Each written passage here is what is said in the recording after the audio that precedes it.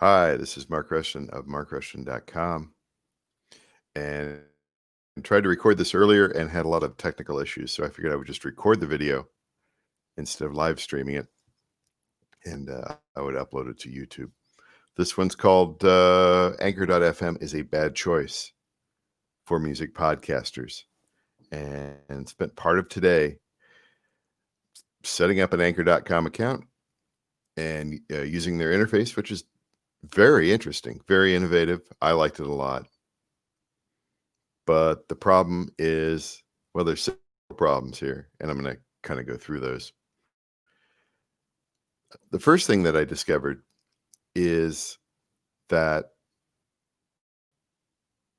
if they wanted you to include music, Anchor is owned by Spotify. It's a kind of a wholly owned subsidiary of Spotify. It was bought last year, 2019. And so recently they had the option of, if you wanted to include music from Spotify in your podcast, you could do that. But then that podcast is only available on Spotify.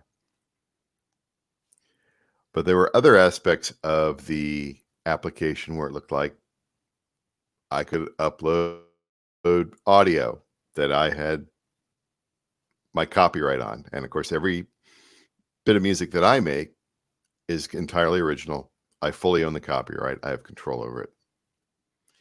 But it seems to be that Anchor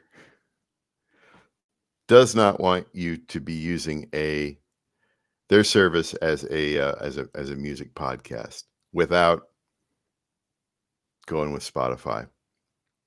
And that was not outlined in the TOS. It was not outlined in the interface. And it was not very apparent until I kind of had some conversations with their customer service people. And so, I'll just kind of give you the story here. So I signed up and started using it. I liked it immediately. But if you're doing a talk podcast, it's probably a very good system. It looks like it's a very good system for that sort of thing. But if you're doing a music podcast outside of Spotify, like if you want to do a podcast just on the Spotify platform, then it's fine for that. But if you want to do a music podcast that's distributed everywhere else through an RSS feed, absolutely not. Unless you're dealing with stuff that hasn't even been through, that's never been distributed before. But we'll get to that. So I made my first podcast, and there were some problems with it. And so I deleted that and then started a new one. And with that new podcast, what I did was I made my audio section. That worked out very well. And then I included 2 of my tracks, just as an experiment. Moved those over, published the podcast. Everything looked great. Went through my little podcast program that I use on my Android phone, which is Podkicker Pro. And it showed up. And then I couldn't play it. And I went. Then I received a notification that the podcast had been pulled due to copyright violation, it seems like, of some kind. Of course, I guess I'm violating my own copyright. Then had some further discussions with customer service. And I'll read this to you off camera here. The guy said to me, I know why you're wondering why your podcast was taken down. I understand you may have permission from the artists in your podcast to use their music. However, Anchor is not intended to be used as a music distribution tool, so we aren't able to reinstate your podcast. And then, of course, if you'd like to share some of your music on Spotify, we recommend preferred providers. And so they were pointing me to the direction of music distributors. So that whole email is a bit confusing.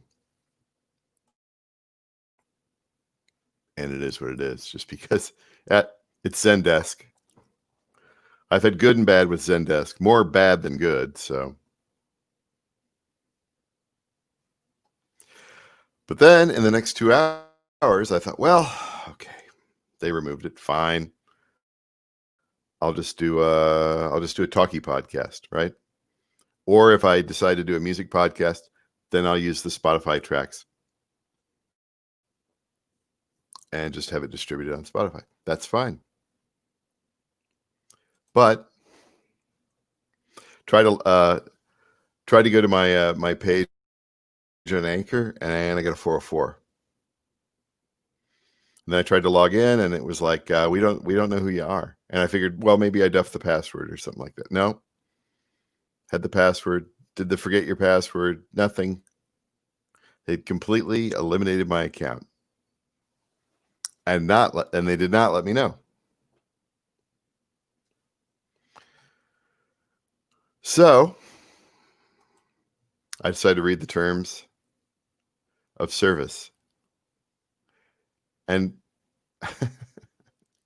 first of all, I don't think anybody has proofed this terms of service. 4A, second paragraph. You represent that all user content provided by you is in compliance with all applicable laws. Did anybody read this terms of service out loud? Because if you compliance.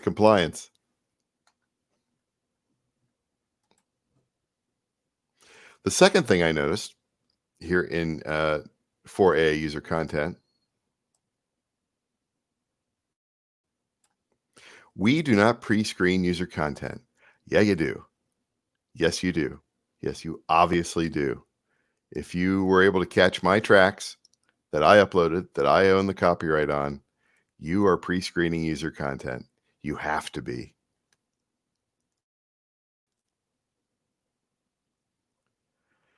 And then there's all this other language in here, which I did not. There's nothing in here that I read that indicates that I violated the terms of service. Although there is a lot of language in there which is purposefully vague. Essentially, we can get rid of you for any reason, more or less. But yeah, when I went through the TOS,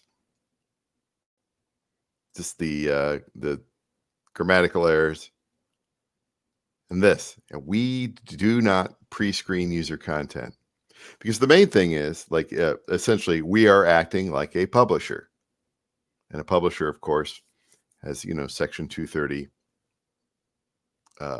applies to it.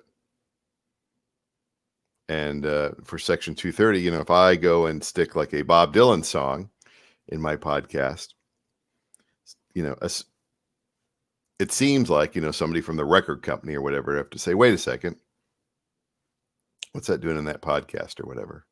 And then they go file a claim on that, get that podcast pulled,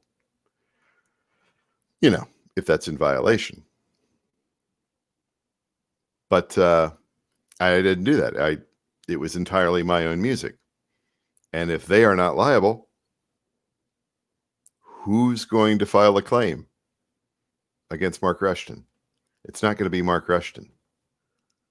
If I'm using my own content that I have 100% copyright over.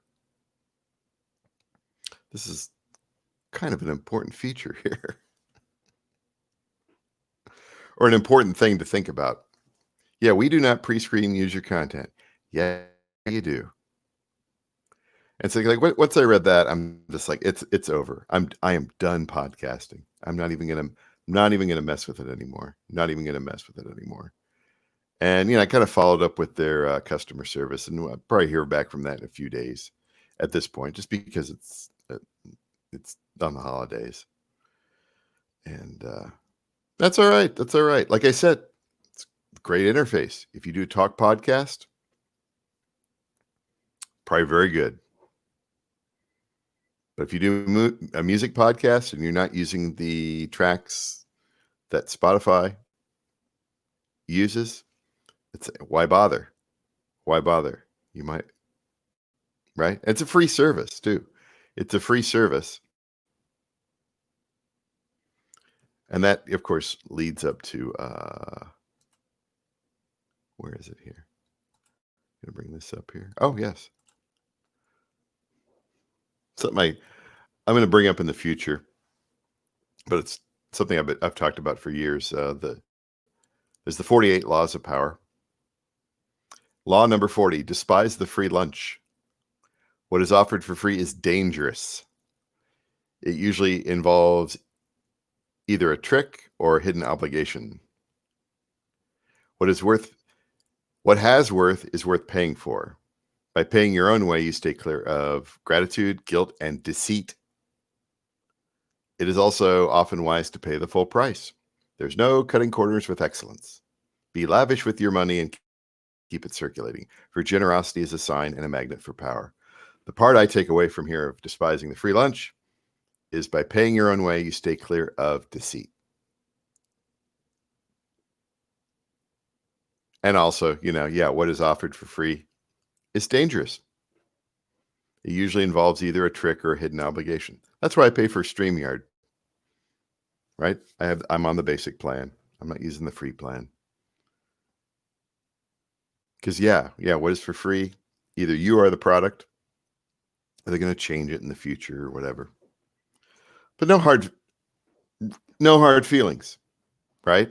Because I also kind of look at this from another point of view. I was using Anchor as a way to continue podcasting, which I've had no interest in doing in the last few months.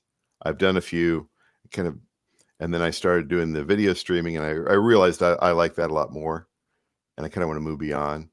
And I thought, well, I could, if there's a service that's, sort of easy, and I could sort of take some of this content, some of the video content, turn it into an audio content, turn it into the podcast, and have that out there, and maybe, try something different.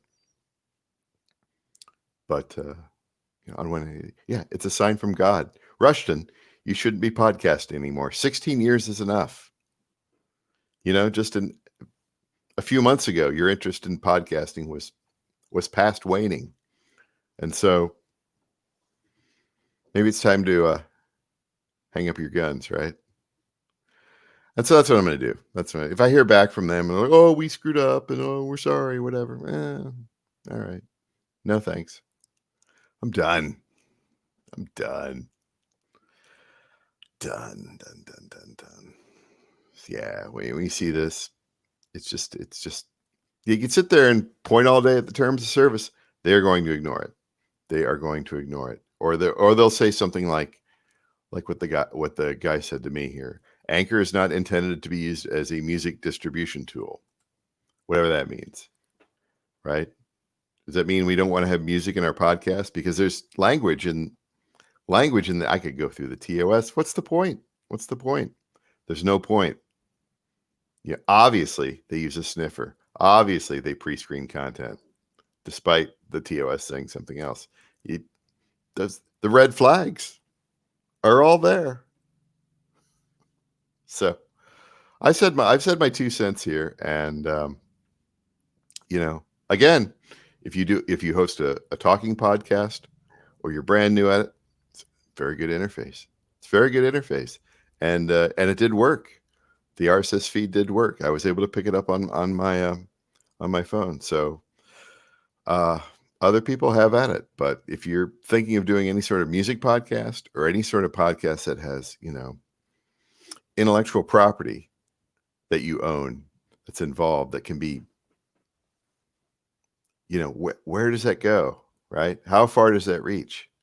Are we going to be scanning, my paintings? If I show pictures of it's an audio podcast. I'm screwed up. It's long. Whatever. It's enough of that, right? Sort of no hard feelings, but whatever. I invested several hours on this, and it turned out to be a bad choice, right? So On to the next one, right? I think I'm gonna retire from podcasting. I think I'm done. I think I'm done. So that's it. That's it for tonight. See you tomorrow.